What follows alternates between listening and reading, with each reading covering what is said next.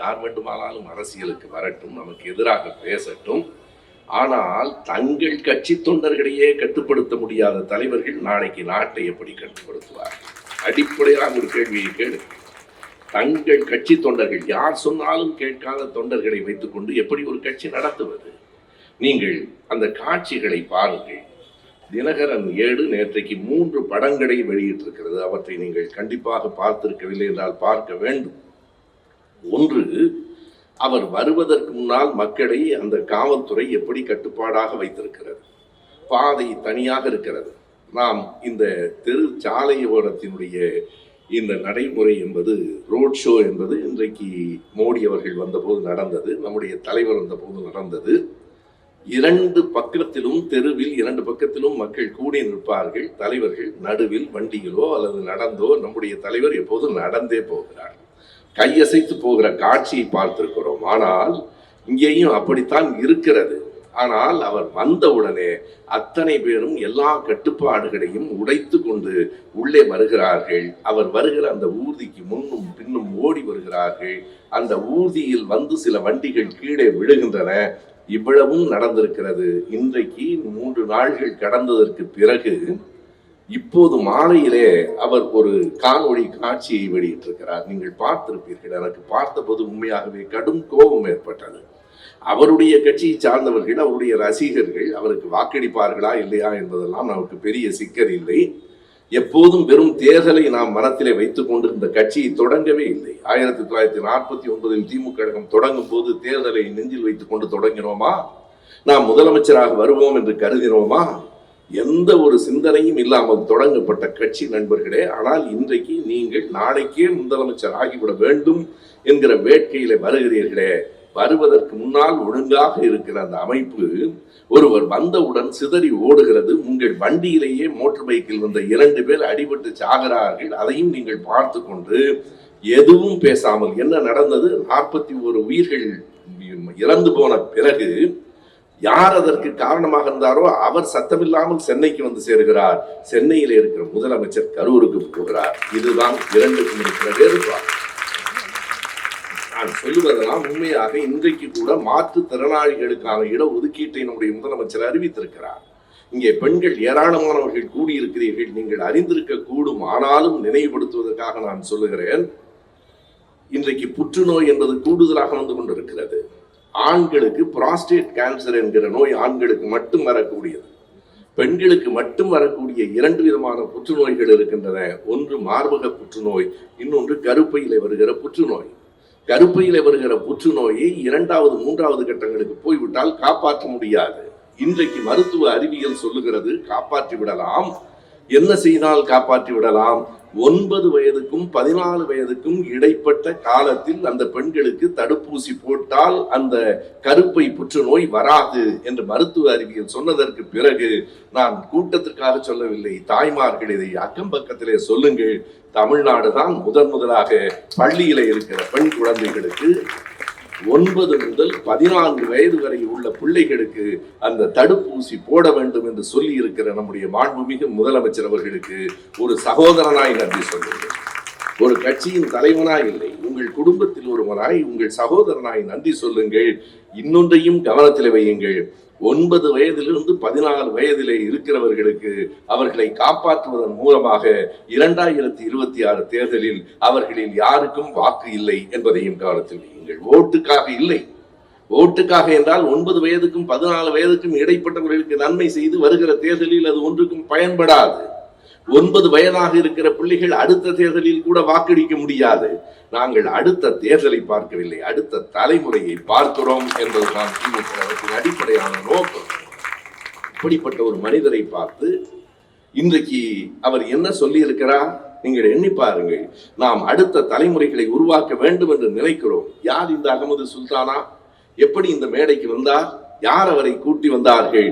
நன்றி சொல்லுங்கள். தம்பி உதயநிதி ஒரு மிகப்பெரிய சாதனையை செய்திருக்கிறார். நான் ஒவ்வொரு கூட்டத்திலும் சொல்லுகிறேன், பாராட்டுவதற்காக சொல்லவில்லை, அவர் மீது எனக்கு உள்ள மதிப்பின் காரணமாக சொல்லுகிறேன். அடுத்த தலைமுறையில் ஒரு 1700 பேரை கை கொடுத்து அழைத்து வந்து இத்தனை பெரிய கூட்டத்தில் பேசுவதற்கு அனுமதி கொடுங்கள் என்று வேறு எந்த கட்சியிலாவது சொன்னதுண்டா? நீங்கள் எண்ணி பாருங்கள். வேறு யாராவது இப்போது அதிமுகவிலே இவ்வளவு தெளிவாக பேசுகிற இளம் பிள்ளைகள் உண்டா? அங்கே எடப்பாடியே தெளிவாக பேசவில்லையே. அவர் பேசினால் தானே அடுத்து வருகிறவன் பேசுவான். திண்டுக்கல் சீனிவாசன் பேசினால் மேடையில் இருக்கிறவர்களுக்கே மயக்கம் வருகிறதே. நண்பர்களே, அப்படி அடுத்த தலைமுறையை உருவாக்குகிற எல்லா விதத்திலும் அறிவு ஆற்றலில், அவர்களின் உடல் நலத்தில், கல்வி மேம்பாட்டில் இந்தியாவிலேயே தமிழ்நாட்டில் தான் மேல் கல்வியில் படிக்கிற பெண்களின் எண்ணிக்கை கூடுதல். யாரும் இல்லை என்று சொல்ல முடியாது. இப்படிப்பட்ட ஒரு நாட்டை உருவாக்கி கொண்டிருக்கிற இந்த காலகட்டத்திலே தான் இன்றைக்கு அவர் விடுத்திருக்கிற அந்த காணொளி காட்சி இருக்கிறதை உண்மையாக காயப்படுத்துகிறது. 41 உயிர்கள் போன போது ஏற்பட்ட அந்த துன்பம், இன்றைக்கு அவர் வெளியிட்டிருக்கிற அந்த காணொளி காட்சி எத்தனை அகம்பாவம், எவ்வளவு வன்மம். என்ன சொல்லி இருக்கிறார் என்றால், சிஎம் சார் அவர்களே, என்ன வேணாலும் செய்யுங்க, அவர்களை விட்டு விடுங்கள். நான் ஆபீஸ்லயோ வீட்டிலதையோ தான் இருக்கிறேன், என்ன வேண்டுமானாலும் செய்யுங்கள். மனச்சாட்சி இருந்தால் உங்களால் அப்படி சொல்ல முடியுமா? அவர் காரணமானதற்கு வேறு எங்கும் நான் எங்கே போன போதும் நடக்காத நிகழ்ச்சி கரூரில் மட்டும் ஏன் நடந்தது என்று கேட்பதற்கு என்ன உள்நோக்கம்? கரூரை ஏன் குறிவைக்கிறீர்கள்? யாரை குறிவைக்கிறீர்கள்? எங்களுக்கு தெரியும். உங்கள் மனத்தில் யார் இருக்கிறார்கள் என்று எனக்கு தெரியும். யார் வேலை செய்கிறானோ, அமைச்சர் சேகர் பாபுவை வீழ்த்தி விட்டால் இந்த பகுதியை வீழ்த்தி விடலாம் என்று கருதுவது போல கரூரில் நீங்கள் யாரை குறிவைக்கிறீர்கள் எங்களுக்கு என்று தெரியும். வேறு எங்கும் நடக்கவில்லை, கரூரில் மட்டும்தானே நடந்தது என்று சொல்லுவது எவ்வளவு பெரிய பொய். மதுரை மாநாட்டிலே மூச்சு திணறி ஒருவர் இறந்து போகவில்லையா? நாமக்கல்லில் நீங்கள் அதே நாள் கரூரில் பேசுவதற்கு முன்னால் நாமக்கல்லில் பேசுகிற போது ஏறத்தாழ 40 பேர் மூச்சு திணறலுக்கு உள்ளாகி மருத்துவமனையிலே அனுமதிக்கப்படவில்லையா? நீங்கள் போகிற இடமெல்லாம் அப்படி நடப்பதற்கு நாங்கள் காரணம் இல்லை, கரூரில் இருக்கிறவர்கள் காரணம் இல்லை, காவல்துறை காரணம் இல்லை, கட்டுப்பாடற்ற உங்கள் கட்சி காரணம். கட்டுப்பாடற்ற உங்கள் கட்சி காரணம். முதலில் கட்சியை கட்டுப்படுத்த கற்றுக்கொள்ளுங்கள். ஒரு தலைவனுக்கு முதல் அழகு தன் கட்சி தொண்டர்களை தான் சொல்லுகிறபடி கட்டுப்படுத்தி ஒழுங்குபடுத்தி நெறிப்படுத்தி செல்லுவதுதான் ஒரு தலைவனுக்கு உள்ள அழகு. அதை விட்டு முதலமைச்சர் மீது இப்படி ஒரு குற்றம் சாட்ட உங்களுக்கு எப்படி மனம் வருகிறது? எத்தனை பெரிய மோசடி! எண்ணி பாருங்கள் நண்பர்களே. கரூரில் என்ன நடந்தது என்பதை ஆராய்வதற்காக அந்த மக்களுக்கு உதவி செய்திருக்கிறோம் என்பதையெல்லாம் தாண்டி ஆராய்வதற்காக ஒரு நீதிபதியை கொண்ட ஒரு ஆணையத்தையும் நியமித்திருக்கிறார்கள். இந்த நிலையில் பாரதிய ஜனதா கட்சி ஒரு குழுவை அனுப்புகிறது. இந்த உண்மை அறியும் குழுவை அனுப்புகிறது. யார்? ஒரு நீதிபதி தலைமையிலா, ஒரு வழக்கறிஞர் தலைமையிலா, நடிகை ஹேமமாலினி அவர்கள் தலைமையில். அவர் ஒரு பேர் அறிஞர் ஆகையினாலே அவருடைய தலைமையில் 8 பேர் கொண்ட குழுவை பாரதிய ஜனதா கட்சி அனுப்பி வைக்கிறது. அந்த 8 பேர் யார் யார்? அந்த பட்டியலை பாருங்கள். அனுராக் தாக்கூர் என்று முதல் பெயர் இருக்கிறது. யார் அந்த அனுராக் தாக்கூர்? 2020ஆம் ஆண்டு தேர்தலில் அவரை பிரச்சாரத்துக்கு அனுப்பக்கூடாது என்று தேர்தல் ஆணையம் கட்டளையிட்டது. நாம் இல்லை, தேர்தல் ஆணையம் தன்னுடைய கண்டனத்தை தெரிவித்தது. எதற்காக? உங்களுக்கு எல்லோருக்கும் தெரியும், குடியுரிமை திருத்த சட்டம் CAA என்கிற சட்டம் கொண்டு வரப்பட்ட போது அதை எதிர்த்து 2019 டிசம்பர் 4ஆம் தேதி அந்த சட்டம் கொண்டு வரப்பட்டு அதற்கு முதல் எதிர்ப்பு அசாமிலே தொடங்கி வட இந்தியாவிலே பரவி பிறகு தில்லியிலே அது ஒரு மிகப்பெரிய எழுச்சியாக டிசம்பர் 15ஆம் தேதி வருகிற போது அதிலே எத்தனை பேர் சுட்டுக் கொல்லப்பட்டார்கள்? அந்த CAA எதிர்த்து சிறுபான்மை மக்கள், இஸ்லாமியர்கள் என்ன செய்கிறார்கள்? சட்டப்படி யாரெல்லாம் இல்லீகல் மைக்ரன்ட்ஸ் என்று சட்டப்பூர்வமாக தங்களை பதிவு செய்து கொள்ளாதவர்களை இந்த நாட்டை விட்டு வெளியே அனுப்புகிறோம் என்று சொல்லி இஸ்லாமியர்களை, கிறிஸ்தவர்களை, சிறுபான்மையினரை நாட்டை விட்டு அந்நியர்கள் என்று அனுப்புகிற அந்த முயற்சியை எதிர்த்து நாடு முழுவதும் போராட்டம் நடந்தது. அந்த போராட்டத்தை எதிர்த்து பாரதிய ஜனதா கட்சியின் சார்பிலே நடந்த பேரணியிலே இந்த அனுராக் தாக்கூரும் பர்வேஷ் வர்மா என்கிற இன்னொரு பிஜேபியினுடைய நாடாளுமன்ற உறுப்பினரும் என்ன முழக்கமிட்டார்கள்? ஷூட் த ட்ரைட்டர்ஸ் என்றார்கள். துரோகிகளை சுட்டுக் கொள்ளுங்கள். அடுத்த வரி என்ன சொன்னார்கள்? இன்னமும் மன்னித்துக் கொள்ள வேண்டும், இந்த சொல்லை அவர்கள் பயன்படுத்தியதால் நான் சொல்ல வேண்டும் என்று சொல்லுகிறேன். ஷூட் த பாஸ்டர்ஸ் என்றார்கள். எவ்வளவு கொழுப்பு, எவ்வளவு திமிர், எவ்வளவு அநாகரிகம் ஒரு பொது மேடையில. அதனால் தேர்தல் ஆணையம் என்ன சொன்னது என்றால், அவர்கள் 2 பேரும் பாரதிய ஜனதா கட்சியினுடைய ஸ்டார் ஸ்பீக்கராக இருந்தார்கள். அவர்களை இனிமேல் தேர்தல் பிரச்சாரத்துக்கு அனுப்பக்கூடாது என்று சொல்லி பிறகு அதை தளர்த்தி சில நாள்களுக்கு அவர்கள் போகக்கூடாது என்று சொன்ன அனுராக் தாக்கூர் தான் இப்போது கரூரில் நடந்திருக்கிற இந்த பெரும் துயரத்தை பற்றி ஆராய்வதற்கு அனுப்பி வைக்கப்பட்டிருக்கிறார் என்றால் அந்த கட்சி என்னவாக இருக்கிறது பாருங்கள். மெல்ல மெல்ல யாரெல்லாம் ஒன்று கூடுகிறார்கள் என்று பாருங்கள். பாரதிய ஜனதா கட்சிக்கு அப்படி என்ன அக்கறை? பாரதிய ஜனதா கட்சியினுடைய அந்த குழுவின் தலைவராக இருக்கிற ஹேமமாலினி சொல்லுகிறார், இது தன்னிச்சையாக நடந்த விபத்தாக தெரியவில்லை, இதற்கு ஒரு உள்நோக்கம் இருக்கிறது. கண்டுபிடித்து விட்டார், மிகப்பெரிய விஞ்ஞானி அவர். இதற்கு ஒரு உள்நோக்கம் இருக்கிறது என்கிறார். யார் யாரெல்லாம் வெளியே வருகிறார்கள் என்று பாருங்கள். 4 நாட்களுக்கு முன்னால் வரை இதே நடிகர் விஜயை பற்றி மிக கேவலமாக, மிக அநாகரிகமாக பேசிய ஒருவர் என்ன சொன்னார்? நான் என்ன பார்த்து படிக்கிற பக்கிரியா? இது யார் என்றால் அவரை சொல்லுகிறார். நான் என்ன பார்த்து படிக்கிற பக்கிரியா? உள்ளங்கையில் உலக அரசியலை வைத்திருக்கிறோம். அடே அப்பா, உள்ளங்கையில் உலக அரசியல் வைத்திருக்கிற அந்த மேதாவிதான் காமராஜர் இறந்த போது அண்ணாதான் அதிகம் அழுதார் என்றார். அண்ணா இறந்து 6 ஆண்டுகளுக்கு பிறகு காமராஜர் இறந்தார். அண்ணா இறந்த பிறகு காமராஜர் தான் அதிகம் அழுதார் என்று சொன்ன அவ்வளவு அரசியல் அறிவுடைய ஒரு புத்திசாலி இப்போது என்ன சொல்கிறார் என்றால், அப்படி பக்கிரி என்று சொல்லி அவரை அவ்வளவு கடுமையாக விமர்சித்தவர் இப்போது என்ன சொல்கிறார் என்றால், ஏன் அவர் இந்த மக்களை பார்க்கவே இல்லை என்று பத்திரிகையாளர்கள் கேட்கிற போது, தம்பி வராட்டி என்ன அண்ணன் வந்துட்டல், அட்டே அண்ணன் தம்பி பாசம் பாசமலரை விட அதிகமா இருக்கு. எதற்காக இந்த அண்ணன் தம்பி பாசம்? ஒரு கணக்கு இருக்கிறது நண்பர்களே.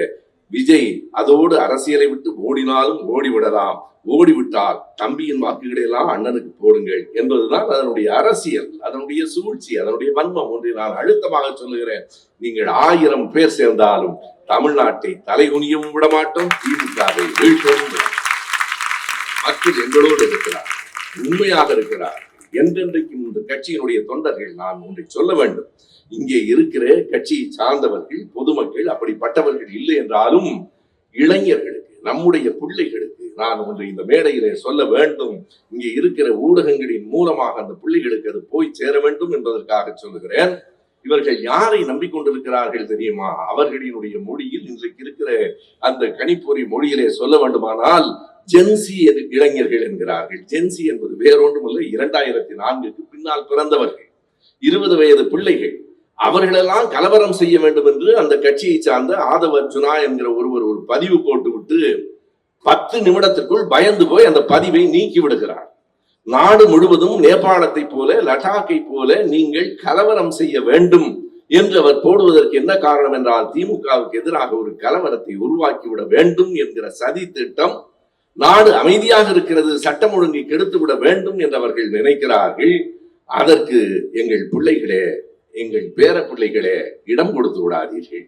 இன்னமும் நான் ஒன்றை வேண்டி கேட்டுக்கொள்ளுகிறேன், நீங்கள் நடிகரின் ஆதரியுங்கள். நான் வேண்டாம் என்று சொல்லவில்லை, யாரை வேண்டுமானாலும் ஆதரியுங்கள். ஆனால் நடிகரை பார்ப்பதற்காக ஓடாதீர்கள். நடிகரை பார்ப்பதற்காக இப்படி பல்லாயிரக்கணக்கானவர்கள் உயிரை பறிகொடுத்து போவது என்பது இந்த நாட்டுக்கு அவமானம். நேற்றைக்கு கேரளாவிலே வெளிவந்திருக்கிற சமூக வலைத்தளத்திலே வந்திருக்கிற ஊடக செய்தி ஒன்றை வேதனையோடு நான் உங்களுக்கு சொல்லுகிறேன். அவர்கள் எழுதியிருக்கிறார்கள், ஏன் இந்த தமிழ்நாட்டு மக்கள் இப்படி சினிமா பைத்தியங்களாக இருக்கிறார்கள், ஏன் சினிமாக்காரர்களுக்கு பின்னால் இப்படி ஓடுகிறார்கள். எழுதிவிட்டு இன்னொரு காட்சியை அவர்கள் தந்திருக்கிறார்கள். அங்கே புகழ்பெற்ற நடிகரான மோகன்லால், மீனா 2 பேரும் அங்கே நடித்துக் கொண்டிருக்கிறார்கள். அந்த காணொலியை அவர்கள் வெளியிடுகிறார்கள். அவர்கள் நடித்துக் கொண்டிருக்கிற போது, மிக புகழ்பெற்ற நடிகர் தான் மோகன்லால், மம்முட்டியும் மோகன்லாலும் அங்கே மிக புகழ் பெற்றவர்கள். நடித்துக் கொண்டிருக்கிற போது அந்த காணொலி காட்சி நமக்கு என்ன சொல்லுகிறது என்றால், போகிறவர்கள் வருகிறவர்கள் நின்று 5 நிமிடம் பார்த்து விட்டு போகிறார்களே தவிர அவர்களை பார்ப்பதற்காக கூட்டம் கூட்டமாக வந்து விடவில்லை. அப்படிப்பட்ட கலாச்சாரம் எங்களுக்கு இல்லை என்கிறார்கள். எங்களுக்கு பாருங்கள், எங்கள் மக்கள் எவ்வளவு அறிவாளிகளாக இருக்கிறார்கள். ஏன் இந்த தமிழர்கள் இப்படி திரைப்பட ரசிகர்களாக திரைப்பட கதாநாயகிகளை பார்ப்பதற்கு முந்தி அடித்துக் கொண்டு இருக்கிற ஒழுங்குகளை எல்லாம் உடைத்து விட்டு டிரான்ஸ்பார்மர் மேலே ஏறி, மரத்தின் மேலே ஏறி கீழே விழுகிறார்கள்? தமிழர்கள் ஏன் இப்படி இருக்கிறார்கள் என்று கேட்கிறார்கள். அது தமிழர்களின் குணம் இல்லை. என்ன ஒன்றை நான் உண்மையாக எண்ணி பார்க்கிறேன் என்றால், திராவிட இயக்கத்துக்கு இன்னும் செய்ய வேண்டிய வேலை நிறைய இருக்கிறது. திராவிட இயக்கமானாலும், பொது உடைமை இயக்கமானாலும், நம் சிறுத்தைகள் இயக்கமானாலும், பெண்கள் இயக்கமானாலும், நாம் எல்லோரும் தேர்தலை எல்லாம் தாண்டி மக்களை நோக்கி ஒன்றை சொல்ல வேண்டும். யார் பின்னாலும் ஓடாதீர்கள். நான் இந்த மேடையில் சொல்லுகிறேன், வேற எந்த கட்சிக்காரனும் அந்த மேடையில் சொல்ல முடியாது. எங்கள் தலைவரே வந்தாலும், தம்பி உதயநிதியே வந்தாலும் அவர் பின்னால் ஓடாதீர்கள். அவர் பேச்சை கேளுங்கள். யாராவது ஒருவர் அழகா இருந்தால் பாருங்கள், அறிவாய் சொன்னால் கேளுங்கள். அவர்கள் பின்னால் பைத்தியம் போல ஓடுவதை இந்த காணொளியை பார்க்கிற என் பேர பிள்ளைகள், வயதிலே இருக்கிற பிள்ளைகளுக்கு நான் சொல்லுகிறேன், அது உங்கள் சுயமரியாதைக்கும் ஏற்றதல்ல. எப்போதும் ஒன்றை நினைவிலே கொள்ளுங்கள், அவர்களும் நம்மை போன்ற மனிதர்கள், சாதாரணமான மனிதர்கள். எனவே எதை கவனத்திலே கொள்ள வேண்டும் என்றால், யாரும் நம்மை விட உயர்ந்தவர்களும் இல்லை, யாரும் நம்மை விட தாழ்ந்தவர்களும் இல்லை என்கிற சுயமரியாதை உணர்வை கொள்ளுங்கள். மேடைக்கு யார் வந்தாலும் எழுந்து நின்று நாம் வரவேற்பது என்பது ஒரு பண்பாடு, காலில் விழுவது என்பது அநாகரிகம். இரண்டுக்கும் இருக்கிற வேறுபாட்டை கவனியுங்கள். யாராக இருந்தாலும் யாருடைய காலிலும், உங்கள் பெற்றோர் காலை தவிர யார் காலிலும் விடமாட்டோம் என்று உறுதி எடுத்துக் கொள்ளுங்கள். அந்த உரிமை, அந்த இடம் பெற்றோர்களுக்கு மட்டும்தான் உண்டு. வேறு யார் காலிலும் விடமாட்டோம். நாம் சுயமரியாதைக்காரர்கள், நாம் திராவிட இயக்கத்தை சார்ந்தவர்கள். என்றென்றும் எவர் காலிலும் விடமாட்டோம். எவரை பார்ப்பதற்காகவும் உயிரை பலி கொடுத்து ஓடமாட்டோம் என்கிற முடிவுக்கு வர வேண்டும் என்பதுதான் இன்றைக்கு இந்த கூட்டத்துக்கு தொடர்பில்லாத செய்தியைத்தான் நான் பேசுகிறேன். முப்பெரும் விழா பற்றி பேசவில்லை. அகமது சுல்தானா பேசுகிற போது 3 தலைவர்களை பற்றி சொன்னார், நான் கூறவில்லை. காரணம், என் நெஞ்சமெல்லாம் வேதனையாக இருக்கிறது. 2 வேதனைகள். ஒன்று, 41 உயிர்களை பலி கொடுத்திருக்கிறோமே என்கிற வேதனை. இன்னொன்று, நம் தமிழ் மக்கள் இப்படி திரைப்பட நடிகர்களின் பின்னால் ஓடுகிறார்களே என்கிற மிகப்பெரிய கவலை. அதையும் சிலர் வன்மமாக என்ன சொல்கிறார்கள் என்றால், இந்த திரைப்பட நடிகர்கள் பின்னால் ஓட வைத்ததே இந்த திராவிட கலாச்சாரம் தான். அவர்களுக்கு பொழுது விடிந்தால் திராவிடம் பற்றி பேசவில்லை என்றால் தூக்கம் வராது. பாவம், அது ஒரு நோய், திராவிட ஒவ்வாமை. நண்பர்களே, திராவிட இயக்கம் திரைப்பட நடிகர்களை மக்களை முன்னிறுத்தியது எப்படி தெரியுமா? கொள்கைகளை, கருத்துக்களை எடுத்து சொல்லுவதற்காக திரைப்படங்களை பயன்படுத்தி கொண்டோமே தவிர தனி மனிதனை உயர்த்தி பிடிப்பதற்காக இல்லை. அறிஞர் அண்ணாவினுடைய நல்ல தம்பி, வேலைக்காரி, கலைஞரின் பராசக்தி, எம்.ஆர். ராதா நடித்த ரத்த கண்ணீர் எண்ணி பாருங்கள். ஏன் எம்ஜிஆர் நடித்த நாடோடி மன்னன் கூட காடு விளைஞ்சிருக்கு மச்சான், நமக்கு கையுங்காலும் தானே மிச்சம். நாடோடி மன்னனில் பட்டுக்கோட்டை எழுதிய பாட்டு. ஒரு விவசாயியினுடைய கவலை, காடு விளைஞ்ச மச்சான், நமக்கு கையுங்காலும் தானே மிச்சம், உழைக்கிறவனுக்கு வேற என்ன மிஞ்சியது என்று கேட்பதை உழைக்கிறவர்களின் மத்தியிலே உருவாக்கி, அந்த கருத்தை உருவாக்கிய ஒரு கட்சி தான் நம்முடைய கட்சி. எனவே திரைப்படத்தை நாம் பயன்படுத்தினோம், திரைப்படங்களுக்கு பலியாகவில்லை. இன்றைய தலைமுறையினரையும் நான் கேட்டுக்கொள்வது, கலையை ரசியுங்கள், கலைஞர்களை ரசியுங்கள், எந்த கட்சியில் வேண்டுமானாலும் சேர்ந்து கொள்ளுங்கள். ஆனால் என்றென்றும் உங்கள் சுயமரியாதையை இழக்காதீர்கள். தமிழ்நாட்டின் சுயமரியாதையை கெடுத்து விடாதீர்கள். உங்கள் சுயமரியாதை மட்டுமல்ல, தமிழ்நாட்டின் சுயமரியாதையை கெடுத்து விடாதீர்கள். நிமிர்ந்து நிற்கிற ஒரு உரம். இந்த முப்பெரும் விழா எதற்காக? இந்த தலைவர்களை நாம் எதற்காக நினைவு கூறுகிறோம்? எதற்காக நாம் அவர்களை பற்றி பேசுகிறோம்? இந்த மண்ணில் சமத்துவமும் சமூக நீதியும் நிலவ வேண்டும் என்பதற்காக, சாதி ஒழிய வேண்டும் என்பதற்காக. மறுபடியும் அழுத்தமாய் சொல்லுகிறேன், சாதி ஒழிய வேண்டும் என்பதற்காக. பெண்ணும் ஆணும் சமம் என்று கருதுகிற மனநிலை வர வேண்டும் என்பதற்காக. பாலின சமத்துவத்தை இந்த மண்ணில் ஓர் இயக்கமாகவே எடுத்த கட்சி நம்முடைய கட்சி தான். நீங்கள் எண்ணி பாருங்கள், பாலின சமத்துவத்தை, பெண்ணும் ஆணும் சமம் என்பதை பாரதியார் பாடினார், திருவிக்கா எழுதினார். அவர்களுக்கெல்லாம் முன்பே நம்முடைய இவருடைய நீதிபதி முன்சிப் அவர்கள், அப்போதே வேதநாயகம் பிள்ளை சொன்னார். ஆனால் அதற்காக ஒரு கட்சியே தொடங்கி நடத்தியது நாம் தான். பெண்ணும் ஆணும் சமம், எல்லோரும் சமம், ஜாதி உயர்வு தாழ்வு கிடையாது என்பதை உணர்த்துவதற்காகத்தான் நம் இயக்கம். அதை எடுத்து சொல்லுவதற்காகத்தான் முப்பெரும் விழா. முப்பெரும் விழாவுக்கு ஒரு நோக்கம் இருக்கிறது. இது வெறும் பாராட்டல்ல, இது வெறும் கொண்டாட்டம் அல்ல. கொள்கை உறுதி. கொள்கையை சொல்லுங்கள், கொள்கையை எடுத்து சொல்லுங்கள். ஏன் அந்த கூட்டத்திலே அவ்வளவு பேர் ஓடி வருகிறார்கள்? அவர்களுக்கு கொள்கை என்று எதுவும் சொல்லப்படவில்லை.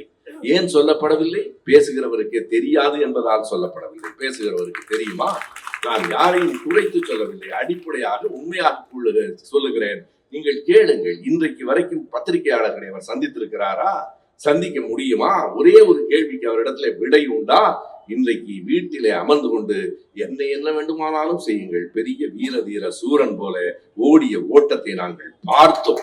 எப்படி ஓடினீர்கள் என்பதை பார்த்தோம். சுற்றி நின்று இன்னமும் நான் இப்போது சொல்லுகிறேன், இன்னும் இந்த மக்கள் இந்த துயரம் மறந்த உடனே மறுபடியும் மேடைக்கு வந்து என்ன பேசுவார்களா? பயமா எனக்கா என்று எழுதி கொடுத்ததை பேச போகிறீர்கள், அவ்வளவுதானே. உங்கள் பயம் பற்றி எல்லாம் எங்களுக்கு கவலை இல்லை, உங்களுடைய நேர்மையின்மை பற்றி எங்களுக்கு கவலை இருக்கிறது. நீங்கள் மக்களை, இளைஞர்களை வழி நடத்துவதற்கு ஒரு கட்சி தொடங்கினால் அந்த கட்சி இந்த நாட்டை சீரழிக்கிற கட்சியாக இருக்கக்கூடாது. இளைஞர்களுக்கு சொல்லுங்கள், நல்லதை சொல்லுங்கள், உங்கள் கொள்கைகளை சொல்லுங்கள். எங்களுக்கு மாறுபட்டதாக இருந்தால் சொல்லுங்கள். ஆனால் எந்த கொள்கையும் இல்லாமல் வெறும் முக கவர்ச்சியை மட்டும் வைத்துக் கொண்டு அரசியல் நடத்தி விடலாம் என்று நினைத்தால் கொஞ்ச நாளைக்கு கூட்டம் கூடும். அது கூட இனிமேல் கூடாது.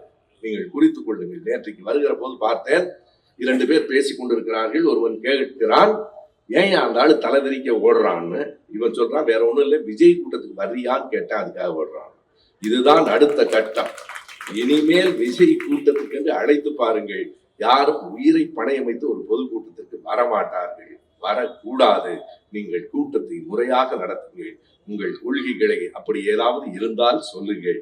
நாங்கள் உங்களை எதிர்கொள்கிறேன். எதுவும் இல்லாமல் வெறுமனே முகத்தை காட்டி மக்களை மயக்குகிற இந்த பணி உங்களுக்கும் நல்லதில்லை, தமிழ்நாட்டின் எதிர்காலத்துக்கும் நல்லதில்லை. வாய்ப்புக்கு நன்றி. வணக்கம்.